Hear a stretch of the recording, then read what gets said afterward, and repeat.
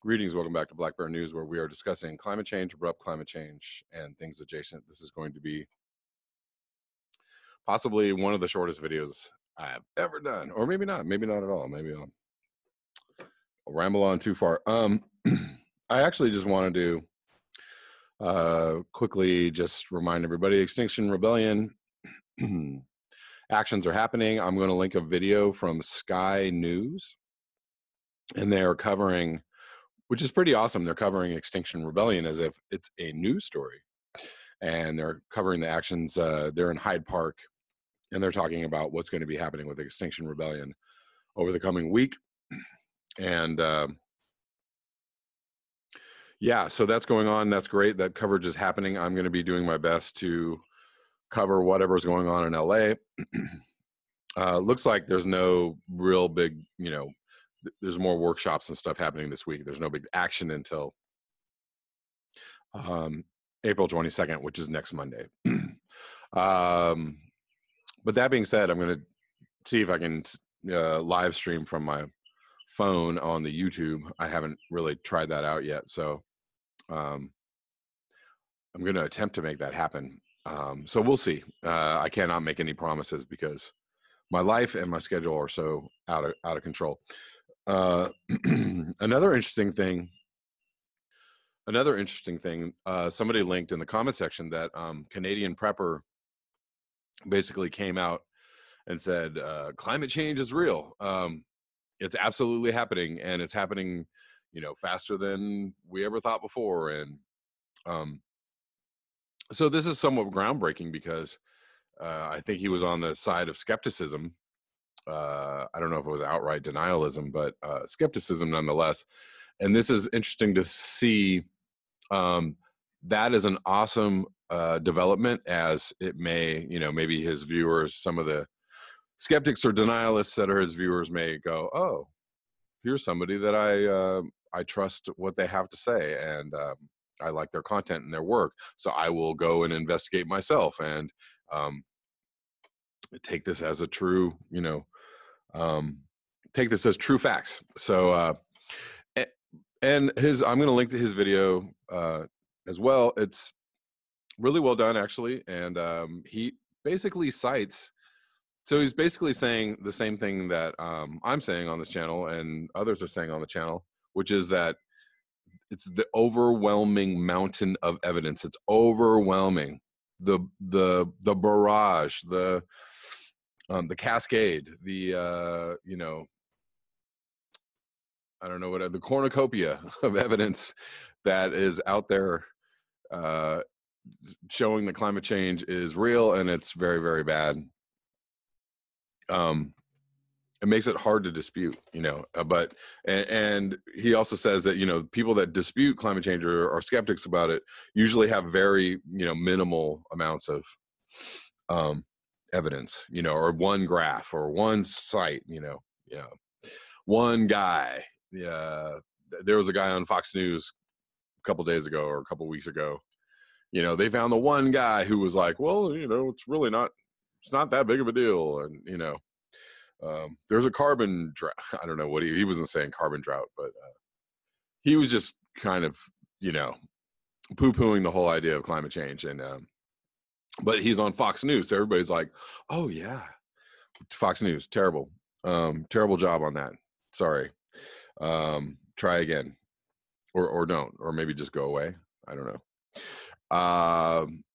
Yeah, the mainstream media is in a terrible place. Not just Fox News, but all the media, the left and the right, they're both gaslighting the American public into just stupidity and rage. I don't know how else to put it. It's why, YouTube is a place where people get their information now. And unfortunately, some of that information is completely ridiculous. And some of that information is actually sponsored by, your local conservative think tanks, and sponsored by the Koch brothers. That's actually happening. But there are others on YouTube that are trying to do good work and, are not beholden to anybody and not funded by anybody. And so they can tell the truth. So I'm going to finish this video very quickly with something from James Howard Kunstler. One more thing I want to say about, climate change and denialism or skepticism. The conspiracy is not that climate change isn't real. The conspiracy is that climate change is really, really bad, and they're not telling you how bad it is. That's the conspiracy. Once you realize that, then you're going to go, oh, shit. And probably a lot of people don't want to realize that. So this is called Cascading Cat Litter from James Howard Kunstler. And so now Julian Assange of WikiLeaks has been dragged out of his sanctuary in the London Embassy of Ecuador for failing to clean his cat's litter box. Have you ever cleaned a litter box? The way we always did it was to spread some newspaper, say the New York Times, on the floor, transfer the used cat litter onto it, wrap it into a compact package, and put it in the trash. It was interesting to scan the comments section of the Times stories about the Assange arrest. Times readers uniformly presented themselves as a lynch mob out for Mr. Assange's blood. So much for the spirit of liberalism in the old gray lady who had published the Pentagon Papers purloined by Daniel Ellsberg so many years ago. Remember that, you liberal guys who think Assange is a criminal? Reading between the lines in that once venerable newspaper, by which I mean gleaning their slant on the news, one surmises that the Times has actually come out against freedom of the press, a curious attitude but consistent with the neo-Jacobin zeitgeist in blue America these days. Anyhow, how could anyone expect Mr. Assange to clean his cat's litter box when he was unable to go outside his sanctuary to buy a fresh bag of litter and was denied newspapers this past year, as well as any other contact with the outside world?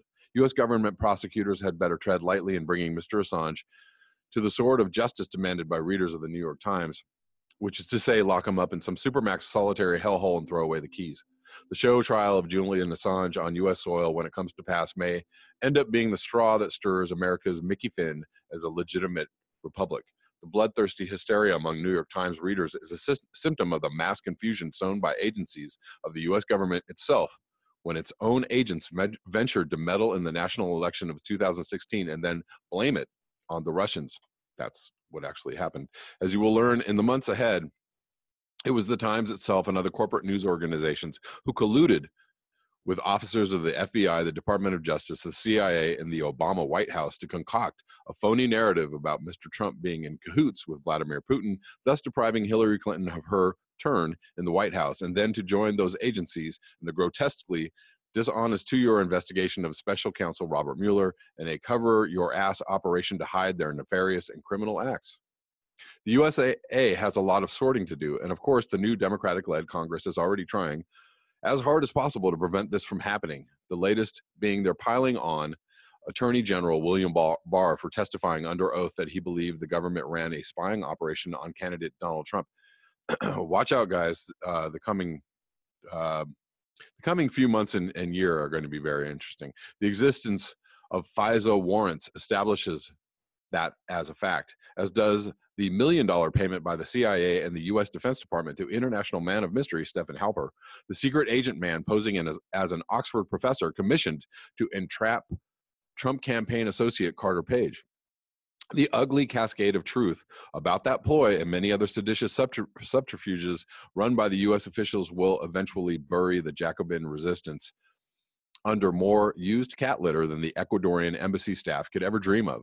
The official charges so far against Julian Assange include skipping bail in the UK and supposedly attempting to assist the U.S. soldier then known as Bradley Manning to find a password for entering certain U.S. government computer databases. The U.S. supposedly reserves the authority to lob additional charges at Mr. Assange, though they may face a lengthy extradition battle with his attorneys to lever him out of the UK and into U.S. custody.